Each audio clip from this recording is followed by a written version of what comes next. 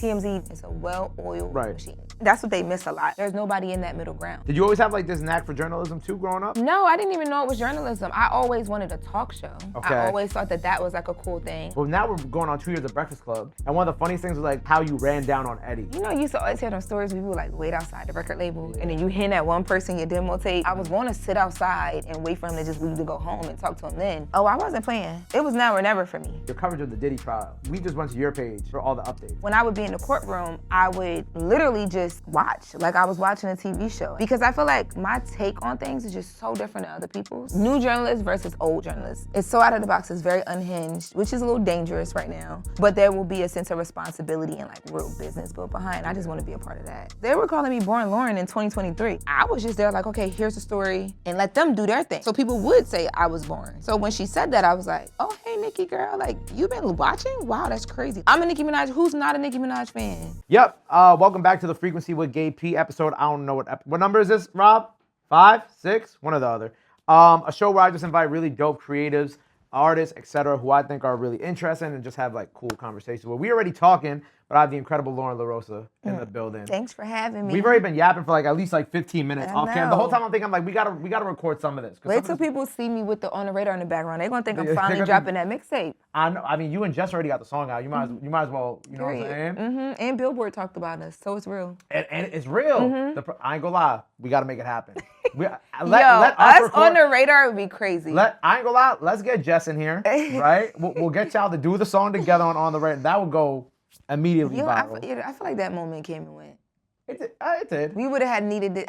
We didn't think of that. We would have needed to do that, right? That would have been fire for real. That was like that. It was funny because like when I seen that too, like that was something I was gonna bring up later on in the interview. But since we're talking about it, like I was like, how the hell did they record this? Because like I'm like in the back of my mind, I'm like watching the music video and I'm picturing like, did they just record this in the Breakfast Club studio with like Brandon or somebody behind the boards, like cueing them in, like recording it into the Vox Pro, like. Was that how it was recorded? It was literally our camera guy, Nick. It was Nick. Nick helped us figure out like the shot list, like all the shots. We did record voiceovers basically because we didn't have mics on. Yeah. So they had to go back and put things over the video, and then he edited it. It was very like, yo, y'all should do this. Angie Martinez actually, she was like, somebody in the comments just mentioned this, and I think y'all should do it. And then the next day we was at work like, all right, bet we doing it. Wait, so it was Angie's idea at first? Yeah, well, to be fair, there was a random person in the comments. She had posted a photo of me, her, and Jess at this Women's History Month event that Thea had. For those who don't know, Thea is, she is all things... OG boss. Yeah, OG boss at Power 105.1. She's our program director. But so she had an event, we were there, and it was like right after everything, like, it kind of happened. Yeah. And she was just, she just put us to the side and just had like a real good conversation with us. And she was going through her comments when she posted our photo, and somebody was like, they should do The Job Is Mine. They should remix The Boy Is Mine and call it The Job Is Mine. And she said it to us just kind of like jokingly saying it, and then she was like, y'all should really do that. So we was like, okay, cool, we're going to do it tomorrow. And we just came into work and just did it. Just literally just did it. That's and so just funny. wrote just reworked the lyrics to make it fit what we had to do. The whole time I thought it was like Charlamagne or Envy's idea. No. That's crazy. That was so good though. They had no idea what we did. Like, I feel like we didn't say anything to them. We just did it. Yeah, we actually just, I think, showed them the video. It was something like that. Like, I don't remember everything at the time. It was a blur. But it was something like we kept it between us and like we kind of like surprised them with it. Matter of fact, I think, yes, we played the song in Nyla's segment. Yeah, on Friday. Past the Aux. Yeah, we played the song in there and it was like, what? And then we showed them the video. Oh, so that's when they found out. Yeah, that's like we so kind of like funny. premiered it like during like Past the Aux on air because, her segment plays on radio. And then we showed them the video. And then once we posted the video, it just went crazy everywhere. Like, I didn't expect the response that it got. No, because it was like the lead up and like the online tension. But like, the online tension versus the real life tension is very different. Because, people see one thing, but then what's really going on is X, Y, and Z. So like for it to like all this to accumulate and like that dropping, everybody was like, I think it was good because it just like kind of cleared the air. Everybody's like, oh, yeah, everything's cool. They just having fun with it. That's what we wanted. We wanted it to be like, all right, at this point, every outlet is covering it. Everywhere we go, people talking about it. Like, we just kind of want to like do this one last thing and be like, and scene. Like, all right, it's over, y'all. Like, it happened. We got through it. We good. Like, you know. And after that, it was over. Yeah. After that, I mean, before that, we in order for us to do that video, we had to get to a space where, you know, we had actually. I mean, y'all saw the conversation play out in real life. Like that, like was a real chain of events. There was no, like, people think there were like theories that like Charlamagne did that just because like he stirs the pot and he's like the Andy Cohen of the show. He's a little messy, a little sassy. And then other people thought that they thought that we did it because my podcast was announced that week. My podcast was supposed to be announced a month before that. The artwork wasn't right. It just so happened that happened at the same time. It was not planned. Like, we were in real life going through things, and then that happened. Which is so crazy. It's so funny how like how things work out, because I think like in our line of work, like, you know, people will see the final product, or like they'll see that, they'll be like, oh, this is messy, but like really all these things have been planned for months. You know what I'm saying? Like, and I just don't think, I think they think that things are planned 1 or 2 days in advance, but meanwhile it's just like the podcast, like, oh, it just so happened that the artwork was messed up, and it just so happened to get announced. We had been trying to figure that out for a minute on the podcast side. It was the name first, and then once we figured out the name for the segment, we just used that for the podcast, and then trying to figure out if it made sense to name the podcast the same thing I do in the Breakfast Club, because we don't want people to be confused. Right. And then after that, shout out to Big Mac. Big Mac. Shout out Big Mac. Yeah, Big Mac is who came up with that name, the latest with Loren Lorosa. At first, we weren't going to lean in with that. It was another name that we had came up with that, you know, some people liked more than others because we were like trying to vote on it or whatever. And that was like in the works so far before we knew. We didn't know any of that would happen. Like none of us did. Right. Well, it kind of like goes into what you and I were talking about before, because I wanted to continue the conversation we were having before, but like on camera, because we were talking about like the weight of like people's opinions and things going on and like dealing with it. And like that was like, that moment right there was like, I think a very, well, I know it was a very like kind of like testing moment for you, because that's like, I feel like up until that point, that was probably like the most that your name had just been thrown around in conversations and whatnot in my life. Right, exactly. So like, and even today, you know, you said that you've been kind of dealing with that today. So like, how do you like personally, or how are you, I guess since it's such a fresh topic with whatever has happened today, how are you like dealing with that? Like, how are you kind of processing like being in these conversations this much and kind of just being like the topic of the conversation? I don't even know if there's like a one answer to that. It depends on the situation. It depends on how I'm discussed. It depends on if I even allow it to bother me, or if I even allow it to invoke, because sometimes it don't even, there's a lot of things that just don't bother me, like naturally. And not that it doesn't bother me, because when people say that, it's like, you're so unbothered, and I'm not to that point yet. Things will bother me, but when I say they don't bother me, I mean I don't allow it to kind of like mess up my day, or I don't feel like I gotta go respond, or like there might be a, oh, okay, heard you, and then it's just like, all right, whatever, moving on. I got other things to do. Yeah. So it kind of depends, but I think for the most part, like, I'm just like going through it as it comes. Like, I'm not acting like this is not happening. Like, I'm not acting like there aren't things that do bother me. I'm not acting like I don't have bad days. Like today, what happened today? We were talking about it a bit before, but what happened today is like, I feel like some of the stories I chose versus didn't choose to cover today was very like out of whack for me, of like, I'm on the button and choosing not to cover something because of how I think it'll be perceived in the room, or like whatever. That's never really been my plight. I never really took that on, but I think, again, a part of it comes from the place of like, heavy is the head that wears the crown. Like, there's responsibility in certain things. So I'm looking at people that I admire and really taking in what they say, how they feel, as I'm learning to have this new responsibility. Right. And I get frustrated sometimes where I'm like, y'all don't understand me. Whatever, I'm just not gonna do it. And then my segment is like not what I want it to be. And then I had to have a conversation with myself. And honestly, Envy's really good. Like, I'll call Envy and be like, I had a bad day today, and I didn't like how I felt about this, or I should trust in my instinct here. I don't know what's going on. I'm used to trusting my instinct. And one of the things that he always tells me is like, at the end of the day, when people watch that segment, when they hear the segment, they point back to you. Right. So how prepared you are, how prepared you're not, what's right, what's not right, what you covering, whatever, that all comes back to you. So you gotta like really focus and center on what is it you wanna do and how you wanna do it, because people gonna point to you about it anyway. Yeah. So, you know, it's really day by day, situation by situation. Yeah, I'm just going through it. Like, I don't really have an answer. Do you ever look at it and just like, oh, I just had like a bad segment day? Like, because think about it, you still got 4 more days. You know what I'm saying? 4 more days it's just and one a bad whole life day, to yeah. live, because God is good and I ain't going nowhere. Amen, yeah. Yeah, but you do, but I think I'm also, like, the way that I've always been, not just because of TMZ, but like in any job I've ever had, I've always had really good jobs, and I've always had jobs where like you had to perform very well, or like you out. Yeah. Like, spare the moment, you out. So I think there's always an anxiety of like, do I have another day?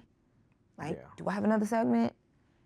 Y'all gonna listen again the next, like, that fear, and I don't want to lose that fear because I think it keeps me sharp. And whenever I feel like I'm kind of getting away from that, I take myself right back in that, like, girl, you don't have no off days. But realistically, that's not realistic. Like, it happens. So I think because of how I've been trained through other jobs that I've had, whether it was like, corporate marketing or like whatever, TMZ, all these things, it's rough to, in real time, allow yourself to be like, tomorrow's another day. For me, it's like, tomorrow's another day, but today was not good. And I don't like that today wasn't good, because I know everything I could have done to make it better, and in the moment I didn't. Why was my decision making like that? Like, I start to like really break down all these things. You backtrack. Yeah, I'm such a, everything is like very, I'm always trying to get to the core or the why. Yeah. And sometimes when I do that to myself, like like I'm basically interviewing myself, you can't answer those questions all the time. And even if you can, there's nothing you can do about it. Right. So it puts you in a space of like how I came in here today, like, I had a bad day. I'm pissed I had a bad day, because my day didn't have to be a bad day. She came in here dripped out, but was like, I had a bad day. Oh, yeah. I mean, I'm always cute. Of course. Yeah, you know what I'm saying? The outfit's going to give fit, but it might no not pockets. be. No pockets. Just me, my I don't even remember the name of this brand, my Milano Di Rouge. Like, I'm going to pull up, but where am I going to be in my head too much? That's what it is. Yeah. I've been in my, I keep getting in my head at times, and I don't like that feeling. Yeah. I've been working on, like, I can relate to that, because I try to work and get myself, like, out of my head. Like, I definitely struggle with that a lot. Like, Rob can attest to that. Right, Rob? Like, I be in my head all the time, and I really just it'll be like, we could have, like, one bad day, or, like, there could be, like, a video that'll go viral for, like, I guess the wrong reasons, and I'll be like, fuck, like, we're done. Like, literally, I'll be like, we're done, we're falling off, it's over, and then, like, the next day, I'll get the call, they'll be like, oh, Chief Keef and Lil Nar want to come do On the Radar tomorrow, and I'll be like, oh, like, we back. Yeah, we back. Like, I even told, like, I think I told Kai, like, at the end of Mafiation, I was like, yeah, man, like, and I get in this bag a lot. Like, we could have, like, a bad, like, numbers week, and I'll just be like, oh, man, we're falling off, and I'll call Calvin, who helps run my social media and does, like, a lot of the day-to-day stuff in the street. I'll be like, bro, how was this week? And he'll be like, Gabe, you need to stop. He's like, you need to stop. But, like, I was in, like, a weird place before the Mafiathon stuff, too. And I'm like, damn, are we falling off? But the one thing my dad had always told me was, he's like, what you said, head down, keep going? Yeah. Just head down, keep going. Because, like, tomorrow's another day. Like, I think my outlook and, like, what I would say to you is, like, a lot of, like, what we do, obviously, is, like, if it goes wrong, you're like, fuck, like, am I doing a good job? You just made me think of a story, and I want to write it down. A story? I'm not like being rude. I just literally just thought of. What story? Just keep going. I'll tell you after. Okay. I don't want to give it, and then, because when does this come out? It will come out in, like, a couple weeks. Oh, okay. So you just made me think of, it has nothing to do with what you're talking about, but you telling me head down, do the work, made me think of a conversation I had with somebody. And at that time when I was having a conversation, I was reaching out to K. Michelle's team, because Andy Cohen just said she's going to be on Real Housewives of Atlanta. Okay, yeah. And I'm like, dang, the last time I had the conversation, I was working on this story, and then I stopped. Let me write down so I can remember to go back to it. Okay. Okay. No, but yeah, the point of the matter is, like, put your head down, go for it, because, like, you don't know, like, I'm going to talk about, like, your coverage of the Diddy trial a little bit later in this conversation, but, like, imagine, like, something happened with the Diddy trial, like, that's, like, super, I don't know, out of left field and extremely important in the next couple days. Right. And what you're doing whatever happened today isn't going to matter in 3 days from now, because you'll cover that portion, and, very good chance, as you did such an incredible job covering the whole trial, people are going to automatically tune in and forget about everything that you did the day before. You know what I'm saying? Yeah. Like, that's kind of how I look at it. Like, I could put out, like, a video that does really bad today, and then tomorrow I could put out a video with Herbo or, you know, we could put out one of the all-star ciphers that we do, or put out something that's like very meaningful and impactful, and then all of a sudden like the internet's like, all right, never mind, we forget. And I think that's the one thing I've learned about. I've learned about finicky, this. People, people are so finicky. So like, I don't know, whatever happened today, I ain't gonna lie, it's not gonna matter by Friday. Like, thank you. I got you. It's literally not gonna matter by Friday.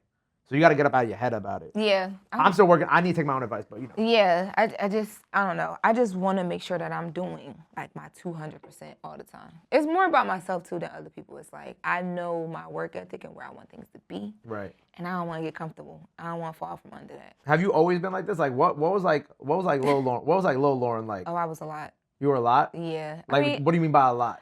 I'm just, I take pride in achieving. I think because I'm the oldest out of me and my brother.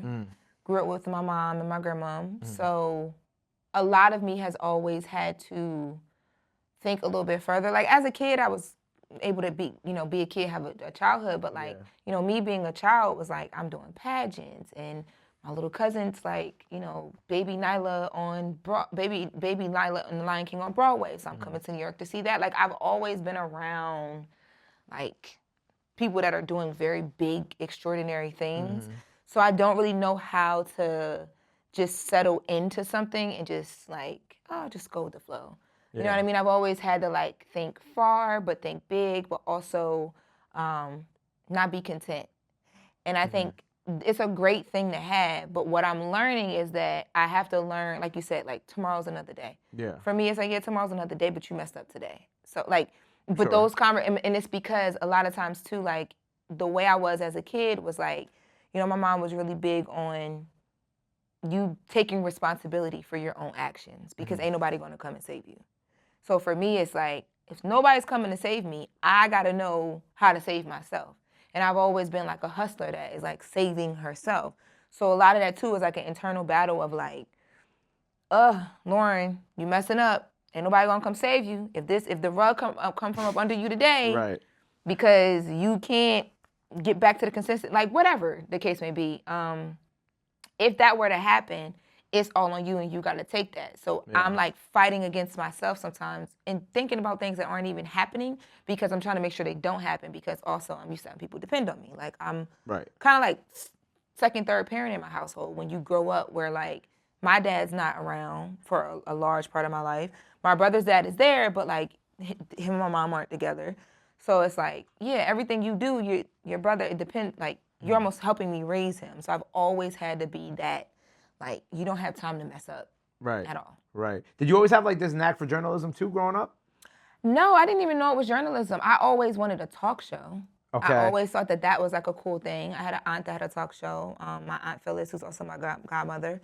So I grew up being on set with her sometimes, too. Like, not that I remember, but I have videos of it. But I just always thought that it was cool. I always did want to do entertainment-ish things, but modeling was my thing. I was like, I'm going to be Naomi Campbell. Like, you can't tell me I'm not the next Naomi Campbell. And then people were literally telling me, no, you're not going to do that. So I was like, all right, bet, I'm just going to get lit, and then y'all going to have to put me on magazines and put me in fashion shows. And so at what point did, like, the modeling stop? It actually has never really stopped. I think even right now, like we're working with brands, a lot of that comes in. Right. But I think it stopped being my main focus because I've also always just been into storytelling. So like growing up watching TV shows, I used to always want to be in the TV shows. And I used to write poems and like all these things that I was like, I'm going to turn into a movie. So I think when I got to, was it my senior year of college? It might have been the first year after I graduated. I had moved to LA and then I had to move back 6 months later, like right when I graduated. Yeah. So then that year after, I just kind of got to a point I had saw Rihanna, Iman, and Naomi Campbell on the cover of W magazine. Okay. And I was like, how the hell did Rihanna get on the cover with like she's a singer. How is she on the cover with like the biggest supermodels in the world and it's couture? The couture world, it's a lot more open now, but it's still not where it should be. The couture world is very difficult. Getting on couture runways, in those fashion houses, like they just not like opening the floodgates for you. So I'm like, oh, it's because she's Rihanna. So I remember literally sitting and talking myself through the strategy of like, all right, you came home from LA, but this time when you go back, the goal is to get on television. How can you do that? And I was like, I'll go and I'll act. But I've always had a knack for like, what's next? Like, what do people want to know? Storytelling. And if you're telling stories, like, what comes next naturally? And that kind of turned into like breaking stories and interviews and just having a natural, like, inquisitive. That's what I mean by like, I was a lot as a kid. I was always like, wanting to do things, wanting to know things, asking questions. But I was raised in a way that, like, if you're in a room and you need to know something, you ask. You open your mouth. You don't sit anywhere and just act like you don't know how to think through anything, because it's a missed opportunity. But also too, like, as a woman in this world, you gonna have to figure some things out. And if you don't figure it out, who's gonna do it for you? Right. Closed mouth don't get fed. Yeah, so I think all of that kind of just, I never knew the word was journalist. I was just like, I want a talk show, and I loved Wendy Williams. Like, I used to listen to her on the radio. Yeah. I wanted to act as well. Like, the world of creative things have just always been. And fashion was in my household. My mom was a designer.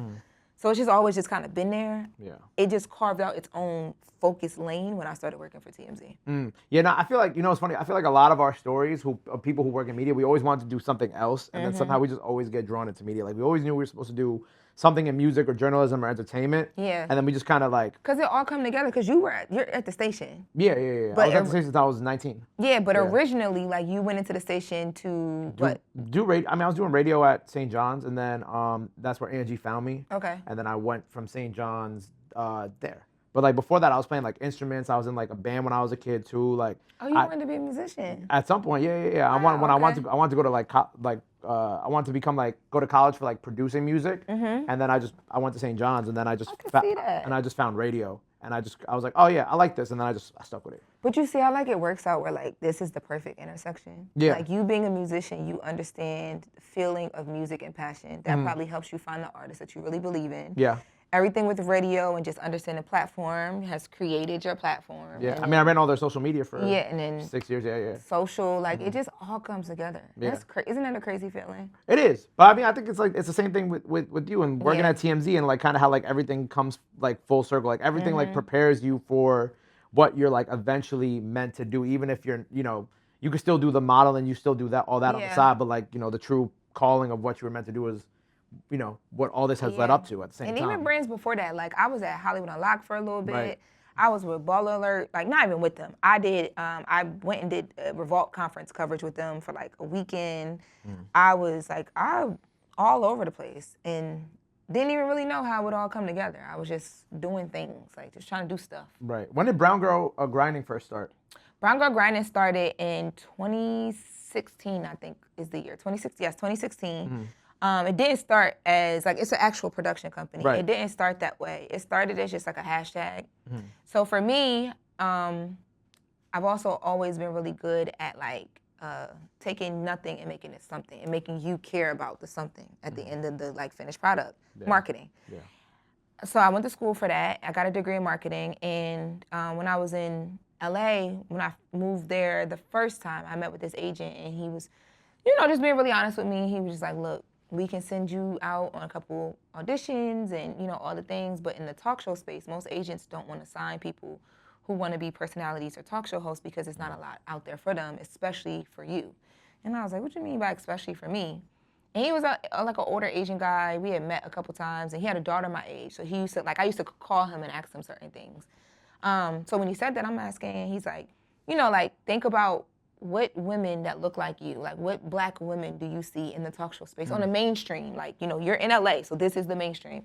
Like, who do you see? And at the time, I could only point to Wendy Williams. And he was like, yeah. So, like, I don't even have a group of clients to even pitch you to. They're not looking for you. And I was just like, oh, okay, cool. And I left there, and I was like, if they're not looking for me, is it that they're not looking for me because, like, they really just don't want to see me? Or have they just not come across me yet? Because I've always been a believer of, like, if you're good enough, somebody's going to figure it out for you. Or you're going to figure it out for yourself, and people are not going to be able to ignore you. Yeah. So I just started hashtagging Brown Girl Grinding because I was vlogging. And my vlog was all about my grind, trying to just not give up on LA because I was so broke and just trying to figure it out. Yeah. I just started hashtagging, and I used brown for the color of my skin because I'm like, all right, well, if nobody wants to lean into this because you telling me you can't make no money off of it, I'm going to be the explosive one to lean into it. Yeah. Because everybody was like, don't do certain platforms. Don't work for this. Don't work for that. You don't want to be the black girl at the black thing. And for a long time, I thought that was real too. I was like, yo, if I go work for like a black outlet, I'm going to only be able to do certain things. It'll pigeonhole me, whatever. And then I realized that was bullshit. And I just leaned in. But now it's a production company.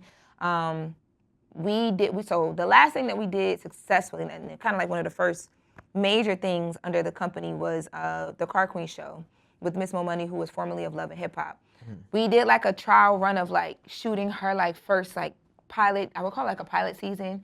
And then we got it on Tubi, and like now she's trying to figure out her second season. But my goal for the company is to do that. Like I want to be able to like help other women like me and people like me tell their stories, and I want to produce a bunch of stuff for myself as well too. It's just figuring out the time now. Right, because now you be producing their stuff, your stuff. You got the Breakfast Club. I don't have it's so much attention to detail when doing all this stuff.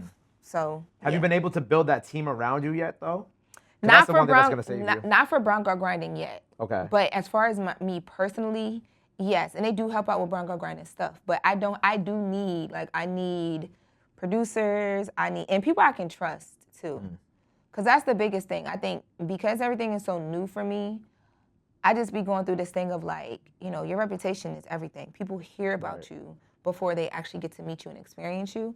So I just want to make sure that whoever I bring on a team is somebody that like cares about this and what I want our focus and our mission to be just as much as I do.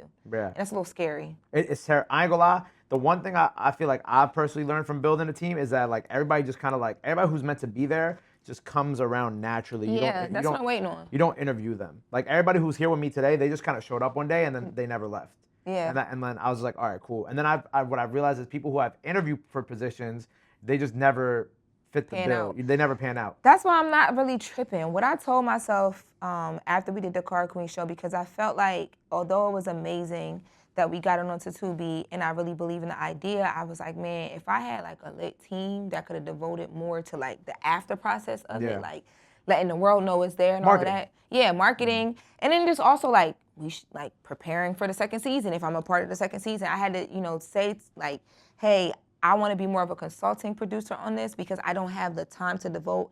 I know I can't balance everything that's going on right now. If I had that team, I'd be able to do that. But I do want people to naturally come around. So my plan is to just this year, going into 2026, is to just do things for myself and then allow from that me to naturally meet the team. Yeah. Like I have a digital series that I've been writing for a few years just based off of like turning 30 and living in LA and experiencing things for the first time. Just a couple things I want to do. Were you 30 when you moved to LA? No. Okay. The first time I moved to LA, it was right after college. So I probably was like 22, 23. Okay. Yeah, and then I left, went back again. I think I was at TMZ. My first year at TMZ, I was like 25, 26. Okay.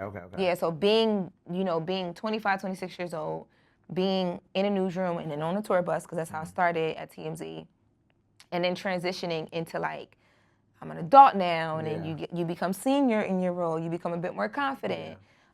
Just certain things, not even just work-wise, but just in life. Like I remember the first time I went into Trader Joe's. You remember that? Yes. Why? That's so specific. Because it was so crazy for me. Because like, I come from like, and I remember the first time I found out how bad canned vegetables were for you. Like small stuff like that people don't think about. Yeah. But like I remember it because for all of my life I've been raised this one way. Like here are the grocery stores you go to. Here's what you can afford to do because I grew up in the city. So it's like, you making ends meet. I literally remember moving to LA and being in Trader Joe's and being like, oh, all this stuff is fresh. This is so different than my neighborhood. And that being such an eye-opening experience for me about like just, privilege and people talk about food banks and all that stuff. Like that hits me so differently because I remember having to also call my mom and my grandmother who were going through health things and being like, y'all can't eat this anymore. And they didn't understand it because it's what they used to every day. But because I moved out, been living in LA and experienced all these great things, I understood instantly like why certain things were happening, like why blood pressure is high and and I'm not no doctor. I just got to see things in life. So, you know, a lot of that I vlogged or like I wrote about. So I want to put things out there in the world. That's fire. I like that. You were so you were at TMZ like pandemic time then. My math is right. Mm-hmm. So what was like? Because that's crazy. Because like what was like working there during the pandemic like? Like how is it different than I guess like how? Because I don't think I haven't had any real conversation about like journalism during the pandemic and how like you guys were like affected by it. So what was that experience like for you having to deal with the global pandemic, TMZ, and how did that kind of like change like I guess like that I would say business model, but also like your reporting style, if it did? I think your reporting style, it just gave like your topics change all the time depending on what's happening in the world. So it just our topics changed to certain things because certain things were happening in the world. So like instead of covering the most lit party of Saturday night, it might have been a party that wasn't supposed to happen, and the police showed up, and people were fined because COVID regulations, and now that's the story. Like, as far as content matter, but as far as like the business model, that was like a firsthand lesson. And a lot of times, you know, in the newsroom and just watching Harvey be him as a business person, people don't understand. Like, he figures it out. Like, he is really good at that. He figures it out. It was like and I don't know, somebody can look this up, but I feel like we were like the first place I saw on Zoom doing our TV, our nationally syndicated TV show via Zoom from our homes, because we were essential workers in the pandemic, right? But you could only have a skeleton crew in the office, and we were trying to figure that out for a long time of like making the show work with a skeleton crew, but it just wasn't fully working because you need certain energies and vibes and all of that. Who was the skeleton? Who was like the part of the skeleton crew? The skeleton, it depended. Like for sure the news desk, because like the news desk at TMZ is like the heart of the business. Sure. That's where all the stories come from. Yeah. So you have the news desk, you might have like, you know, if you used to have 6 camera guys, maybe you have 2. Just like that. It's just a more trimmed, refined version of like the bigger operation. But yeah, I remember the day that they decided like, no, we're just all going to work from home. And they sent camera guys to our houses. I learned how to do, like, I could do this whole setup myself. This whole setup right here? Yeah, like, because this is essentially what I did. So we had, because we were also shooting a show for Quibi. You remember Quibi came out in the pandemic? Oh yeah. Yeah, TMZ. I forgot about Quibi. TMZ had a partnership with Quibi. So that was the short like platform. Yep. That lasted. That was very quick. Yeah. Yeah, but I mean, because times changed. People weren't sitting down and just doing the short form content as much anymore. But yeah, so we had a partnership with Quibi. So like, you know, I was shooting for Quibi, so I would have cameras set up in my house, lighting, sound stuff. I had to learn how to focus cameras. But he figured it out. So the business model that I watched him figure out, it made me just, again, I've always been around like this, there's no excuse type of people. It made me really be like, oh, there's no excuse. Like, this man figures out anything. You're not going to stop his motion at all. Yeah. And that's just what it was. So the vehicle kept moving. I respect people like that. I do too. I do too. I think people give TMZ a hard time because of their content choice, and I get it. I was on the other side of it. I was there with them. Sure, yeah. You know what I'm saying? But I think people also don't understand that it's the reason why they're able to stay in the position that they're in is because they always figure it out. And I think that's why too. I'm the mantra that I have for myself of like, no bad. We can't afford a bad day. Yeah. Because when you're trained in a newsroom like a TMZ that is telling the world things first, human error happens, but human error can mess up your business.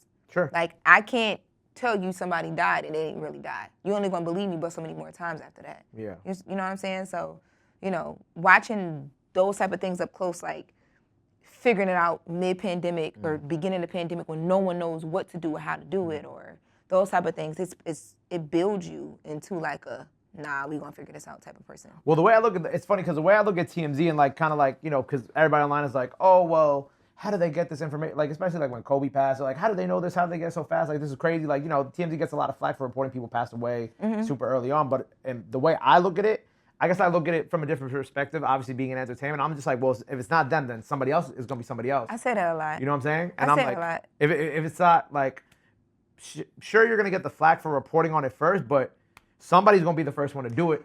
But that's what be messing me up a little bit because I've always been trained like that. And then you get to Breakfast Club where it's like, yeah, but like, you got to be a person too. And I'm like, oh shoot, I am a person, you're right.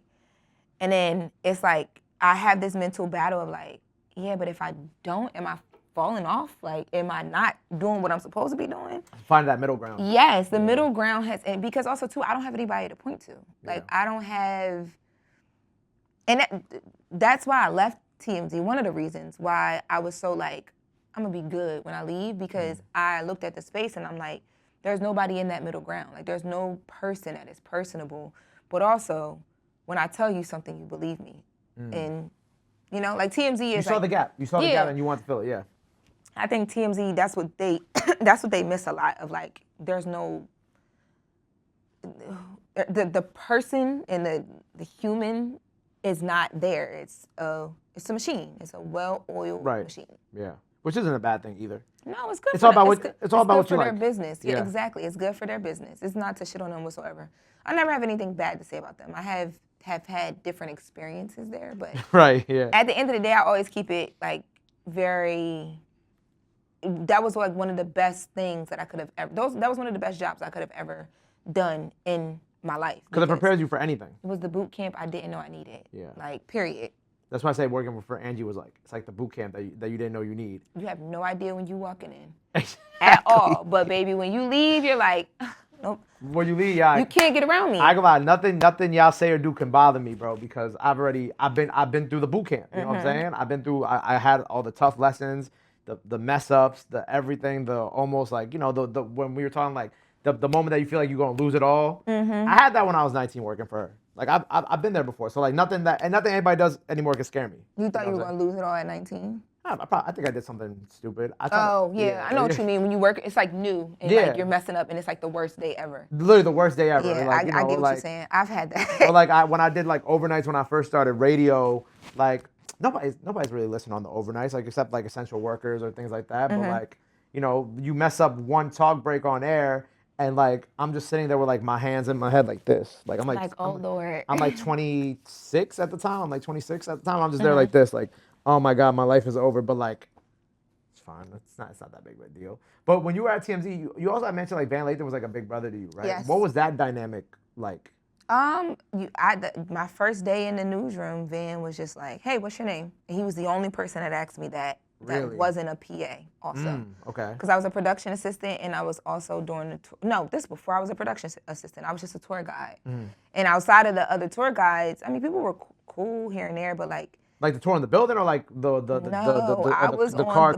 I wasn't driving the bus, but like there was a driver and then it was me in my seat. I could take you through Hollywood on all the stops of my tour because I know the script like the back of my hand. I'm crying because we were driving through when we had to drive to like Kai's mansion every day. Me and Rob used to not the TMZ bus, we used to get stuck behind all the Hollywood tour buses. Yeah. And we used to be pissed because they'd be driving so slow. Yes, because you got to slow down and show the people stuff. And then your tour guide, I was a tour guide, has to talk you through moments.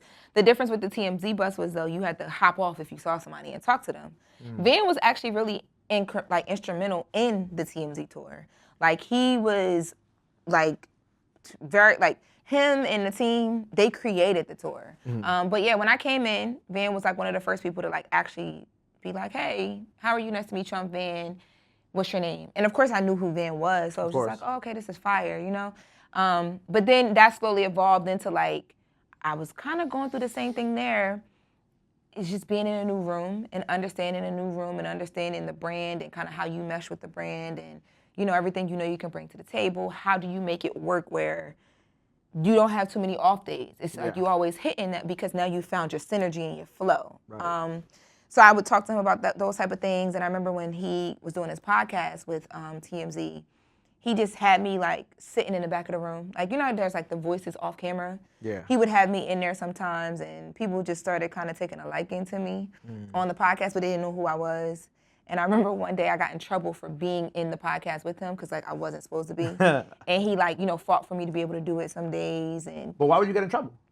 Just because at that point, like TMZ, you know, it was just a place where you had to work for everything. Right. So you're not no new person, no new tour guide, no new PA coming in and sitting in on a podcast. Yeah. No, you're out here doing what we need you to be doing, whether it's running to, you know, wherever and dropping things off or whatever. Like, you got to really put in the work to be able to do certain things. Like, sure. Even on the show, you only got on the show as a tour guide if you ran into someone and the clip was good.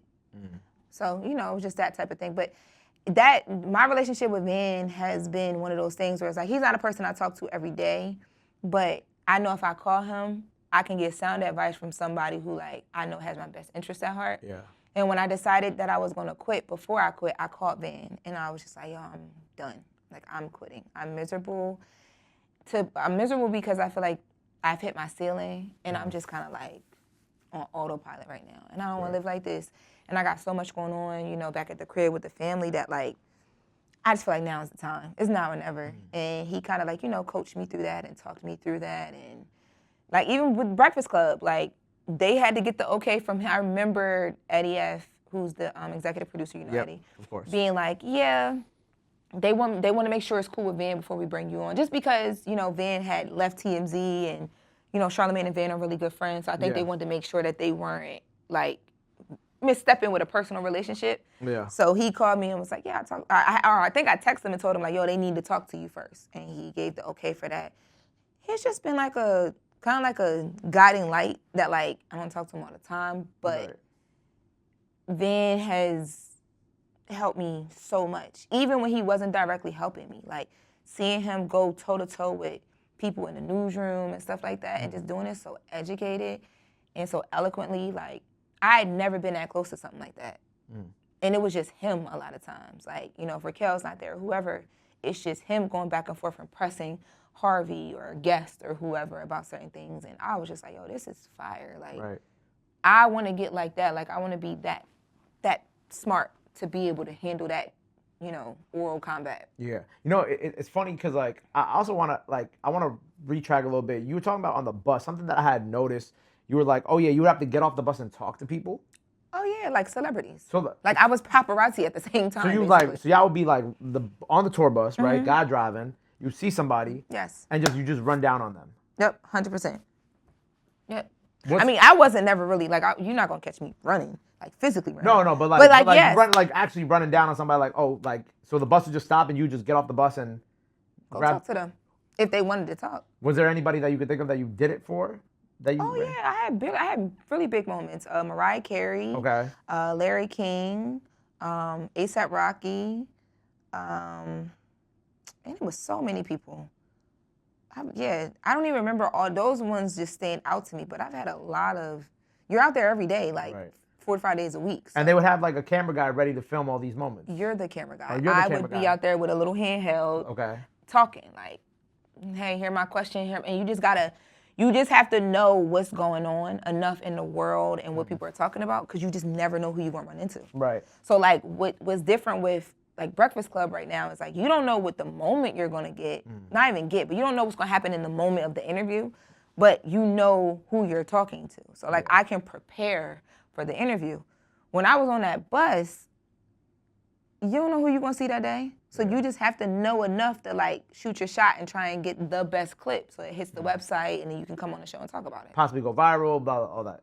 Anything TMZ puts up is out of here, you know what I'm saying? But it's just more about, does it have substance? Like, just a wave, hello, unless it's like Jay-Z or Beyonce who barely talks to people, just a wave and hello ain't getting you nowhere. Like, can you engage in conversation? Can you get them to engage? Can you get answers? Can you get news? Like, that was a whole thing that I basically taught myself on the fly. Wow, that's crazy. But now we're going on 2 years of Breakfast Club, right? Which is like, it's so crazy because I feel like you just joined Breakfast Club like yesterday. Yo, so like, when I was like that too. When I was looking back and I was like getting ready for this interview and I was peeping like how long you've been, I'm like, damn, she's really been with them for 2 years. But it was funny because I loved this. I had watched, I think it was the Bag Fuel interview. Okay. You know, shout out Esso and Heineken. And one of the funniest things was how you ran down on Eddie. You know what I'm saying? Yeah. Because it was so funny to me because like if people don't know Eddie is like the chillest person on the planet, right? So I didn't know him, so I didn't know that. Right, but like the fact that you waited to run down on him to catch him. Well, I ended up not having to do that. But you didn't. Yeah, well, we had a meeting, but I ended up not. I was going to. I was going to sit outside and wait for him to just leave to go home and talk to him then. But I ended up not having to. Which is crazy. By the way. Oh, I wasn't playing. It was now or never for me. I respect it. But also too, you used to always hear them stories where people like wait outside the record label and then you hand that one person your demo tape. For some reason, I've always wanted to have my career be like kind of like how music artist careers See, are. that's kind of scary. Somebody did that the other day here. They waited outside a rap to me at like 11 p.m. at night. We're just See, I'm not 11 p.m. at night. no, I know you're early Yeah, morning. I'm not. Either way, shit is scary though. I didn't think about it like that. Because if somebody running down on you, it's not like 10, 20 years ago where like you can run down and you're like, they ain't gonna do nothing. And yeah, I understand. You know Now you what got I'm saying? platform and you have all this stuff, so you know what's going on. Well, just in general, but not just me, but just like in general. Like yes, obviously, but also it's like just getting ran down on outside is just kind of like nowadays is way more scary than I guess it would have been. You know what I'm saying? I didn't even think about it like that. To be honest, this is the first time I probably ever thought about it like that. Like, whoo, I would have scared him. Like, especially because he just be chilling. He be chilling, You know yeah. He But not on camera, I ended up not having to do that because he ended up responding to we had a mutual friend. Well, my manager and him had a mutual friend. So he ended up getting back to her. So I was able to like have an actual meeting with him. And once he met with me, we talked for like 2 hours. I was like, oh, he's from Philly, I'm from Delaware. This gonna get me somewhere. I haven't met the guys yet, but this gonna get me somewhere. You already knew the Philly Delaware thing? Yeah, I'm like, oh, when I left, I was like, my mom was sitting out in the car. My mom sat outside in the car the whole time. Really? Got back in the car, my mom was like, how did it go? I was like, oh, he loves me. I'll be on the Breakfast Club in no time. I had no idea whether he liked me or not. That's crazy. So like reflecting back on like as you think back on these 2 years, right? Like what runs through your head now? Like just thinking about like the wins, the losses, everything that you've done over these last 2 years. Are you also like living in these moments too? Because I feel like just us talking like we're very similar in the sense of like we just go, we go. Yeah. We don't get to like internalize these like wins or these big moments that we have. Are you internalizing these things? Are you like realizing? Are you living in these moments at all? Or are you just kind of like no, I don't think so. I think I have like quick seconds of that where like I'll be in an interview and I'm like, oh shoot. Yeah. I'm really here. I'm at the Breakfast Club and I'm doing this, but not really. I don't as much as I want to do that. I think that's something I still haven't learned yet. And I think when I get to that point, maybe I'll be able to like kind of block out noise a little bit better too, because I'm very grateful, like for everything that's happening. But I don't think that I fully feel everything that's happening. And I don't know how you even begin to, I'm just so used to things not being about me. So it's like, in order for me to fully feel, I have to really put myself in I have to prioritize myself and my feelings. I'm not used to that. I'm used to being in a work setting where you're just trying to get to this end goal, and it's this person's goal, it's not your own goal. And you show up, you do the job, and you do it to the best of this person's direction and what they expect from you, and then you go home. It has nothing to do with you. But like, I think you gotta like think about it. Like, it has to do with you now, because I'm learning that, but that's what you was experiencing in real time today. Yeah. Like in real time, every day, I'm just like, okay. Because you had mentioned that you thought it was always gonna be somebody famous who was gonna take that seat. You know what I'm saying? Like that was already famous. Yeah. And then when you got the seat, obviously it comes as Jess got the seat. Oh, Jess got the seat, right? And then eventually you come along, and when Jess was on maternity leave, right? Correct? And you're filling in.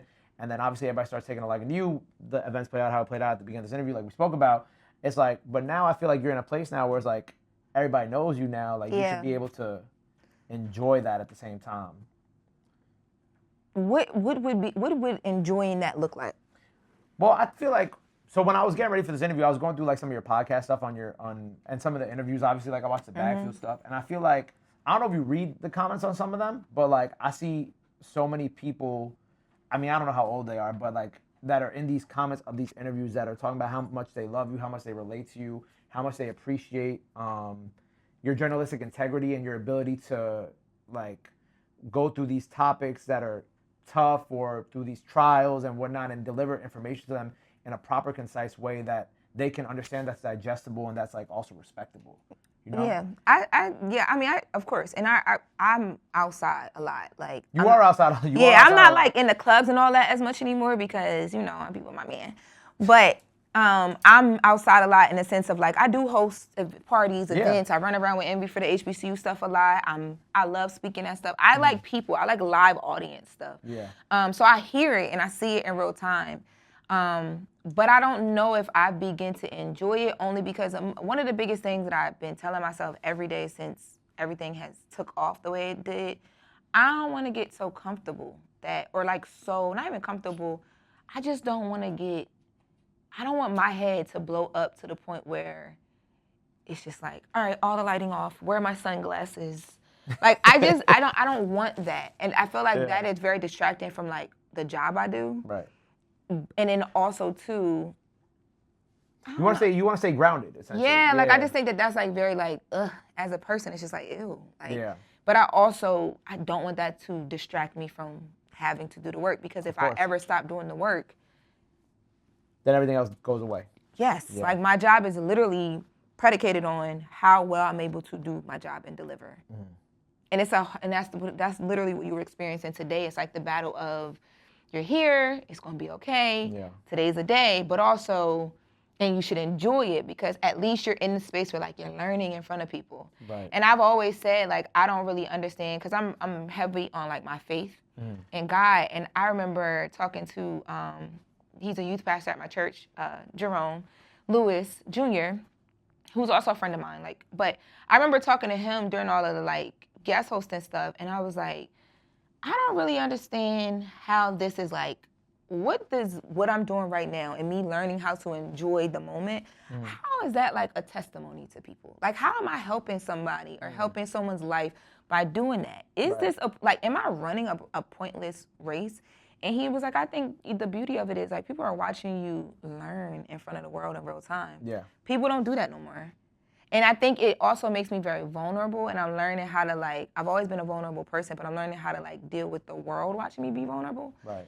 But I also think that's where like that relatability comes from, because nobody has it all together. Yeah. So when you ask me things like, are you celebrating it? I'm like, I mean, every day is different. Maybe I am some days. Like, maybe I'm not. I don't know how to answer that question, because I don't want it to be like I'm celebrating it so much that I forget that vulnerability aspect, or that, I don't have it all figured out aspect. Well, you said you when you were talking to your pastor, you were talking about like running the race and like if what you're doing is like impactful and meaningful to other people. But I'd also go and say like, I think that you're inspiring like a lot of young brown girls as well, you know what I'm saying, who want to do what you do, want to be journalists. And I think, we talk a lot about like journalism in 2025, 2026, and kind of like, the lack of like proper journalists that there are. Yeah. And I think that like what you're doing is extremely important, especially to these young girls. And, you mentioned going to like the HBCU tours with Envy, like going around and just kind of like touching these people and doing these live crowd events and whatnot, like, and speaking to them. Like, I feel like that you're doing a lot more work than like sometimes you perceive that you're doing, just by going outside and like talking to people, especially younger people. It's because it's just, when things become work, it becomes work. Yeah, of course. It literally just becomes work to a certain extent. And not that I'm not like realizing and feeling what's going on. Like, there's no way I can. Like, things are just, everyday things are even more different than the day before. Like, the Breakfast Club effect is, I've never experienced anything like it in my life. Definitely a stimulus package. Oh my God, what? Like, and that's what I mean by like, when people used to tell me in LA, like, don't go be the black girl at the black platform because it's going to pigeonhole you. Your star will never grow. I've literally been told that by agents and stuff like that. Right. It wasn't until I got with a black platform, with the Breakfast Club, and no shade to the other black platforms that have supported me and do support me to this day. And that's why I fought for them so much when I was in the TMZ newsroom, because I understood the importance of them. Yeah. But when I got with the Breakfast Club, my whole life changed. Yeah. Like, I remember the first week I was there just as a guest host. Love me or hate me, I had never experienced, like, my phone was, like, not working the first day when I got on there, because no one knew I was going to be on there. I just popped up there and told the world, like, oh, I don't work at TMZ anymore. And people, like, it is insane. So I can't not realize what's going on. I just think, I don't know, like, when you in it, it just becomes, like, it's just work, and you just want to do good. Like, I just want to really, like, every day I'm trying to, like, hit it out the park. Like, oh, she fucked it up today. Like, go off, girl. I think, it's crazy you were talking about even that first week. I remember, like, we were doing my radio show, because my radio show's on Friday nights, and we were just chilling, eating, and we were just talking about Breakfast Club.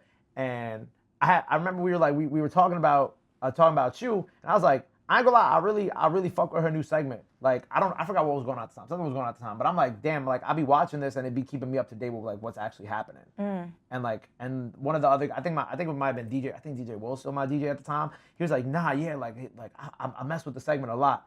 And like, I guess like that like goes to attest the first couple weeks, like your phone not ringing and. Yo, I was freaking out. I'm like, y'all listening to me? I'd be like that with the podcast too. Especially because, again, we're just newly building video, Loren Lorosa TV. But I'm new to the video space, so everything is like audio, and we're doing really, really well on the audio side. But it's that Breakfast Club stimulus package. Like, it's like the cheat code.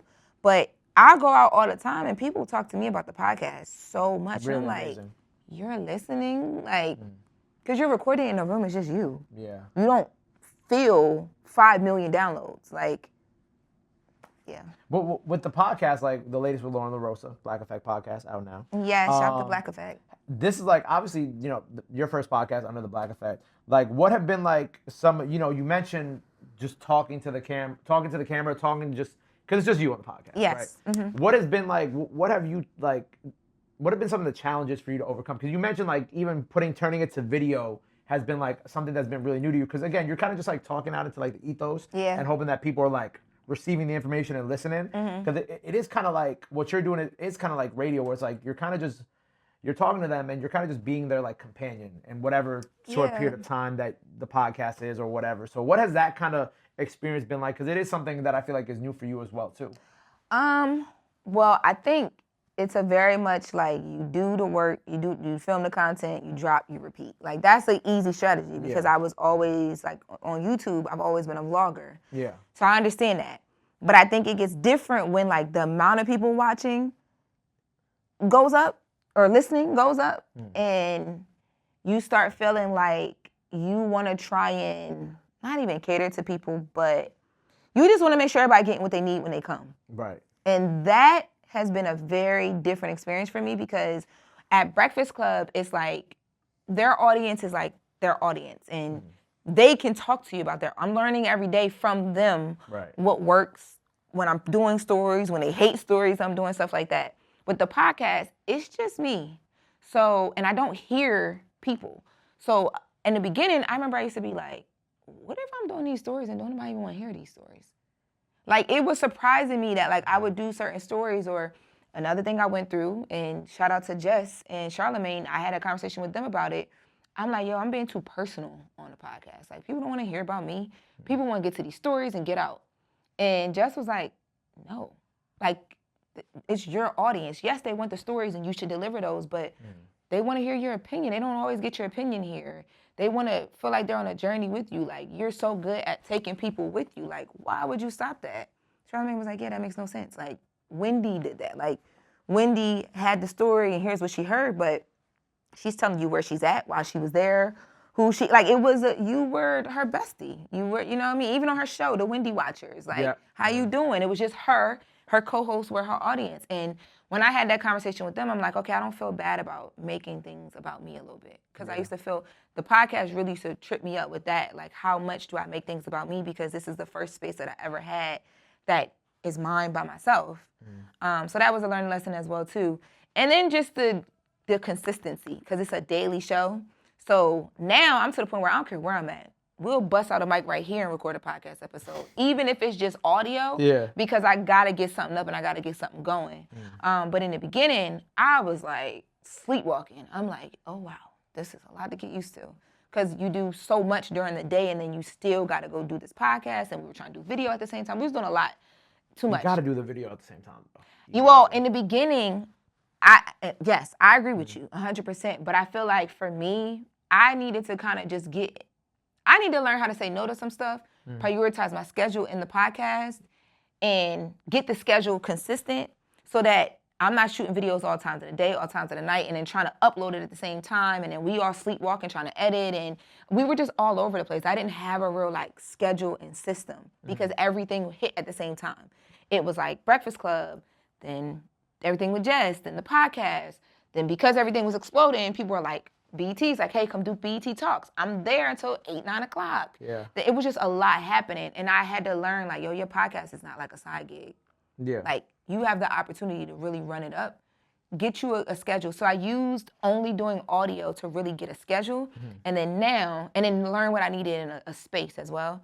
And then now we got the space, we got the video. So I do my uploads. And I'm just kind of like step by step. And even though you know so much going into it, because we grew up content. Right, yeah. Like, we grew up on the internet. So you know it's really easy math, but the business behind it of, like, now you got other people you got to incorporate, like editors and stuff like that, so they need clockwork a bit until they can learn you enough to when you're not clockwork, it doesn't like scare them or doesn't frazzle them where they can't do their job. Yeah. I had to get that down pat first. Yeah, that's, I think, is like the toughest part, is like just finding the routine. Yes. Because even with this podcast, we're still finding the routine of getting everything done and on a week-to-week schedule and all that, you know, all that fun stuff. 100%. Wait, what's a day in the life for Loren there? Because you talked about your schedule, right? And trying to fit everything in, but also prioritizing your mental health. Like, what is like your day? Like, what time does your day start? My day starts around 3:30, 4 a.m. Oh, Jesus, that's when I go to sleep.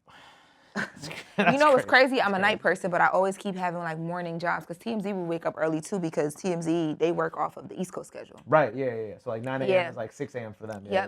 So I wake up around that time. At that time, I'm up, but I'm not like up yet. So like I'll pray, thank God for waking me up, you know, all those things. And then I get on my phones, I see what's trending. Like, because throughout the day, I'm sending stories to like a chat with like the producers. Yeah. So I can like make sure I like bookmark. That's why I wrote down that story before I forgot it. Right. Because like here's everything I know I need to focus on, I need to dig more on, or just I can talk about it surface level just because it's big enough to do that. So I'll go back through like trending. So I'm looking on Google Trends, I'm looking on X, I'm just looking across like different .coms that I watch just to see if anything new happened or if there's any new story.